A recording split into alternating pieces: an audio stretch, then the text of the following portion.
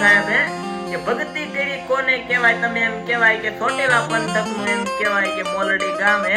ઈ મોલડી ગામની અંદર એક પ્રજાપતિનો દીકરો આપા મેપા હાથમાં માળાનો બેરખો લઈને તુહી ઠાકર એમ ઠાકરનું ભજન કરે છે અને ઈ ભજન કરે છે ત્યારે એમ કહેવાય કે આકાશમાંથી ગાયની ખરી જેવી ઝીણી એમ કહેવાય કે વાદળી નીકળવા મંડાણી છે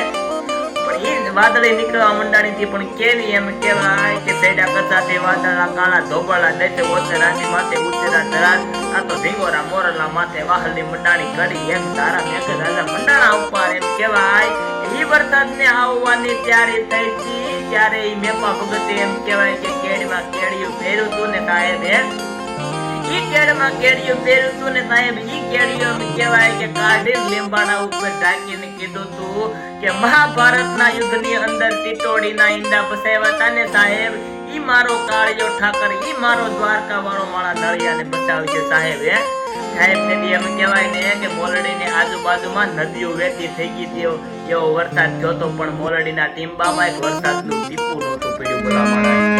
આ કુમાર ભગતની તાકાત છે સાહેબ ભક્તિ કરી કોને કહેવાય કે ભક્તિ કરી કોને કહેવાય આવતારા ગજ હેઠા મૂકીને વજન મેલીને વરવા કે આવતારા ગજ હેઠા મૂકીને વજન મેલીને વરવા પણ 9 લખ તારા નીચે બેઠો કયે તુંબડે તરવા કે 14 બાવન નો નાથ આવે સપટી ધૂળની પ્રીતે પણ વજન કરે એ હારે મનવા ભજન કરે એ જીતે કે ભજન કર્યું કોને કહેવાય સાહેબ જેને આ દુનિયામાં ભજન કર્યું ને એના જગતના લોકમાં નામ રાશે સાહેબ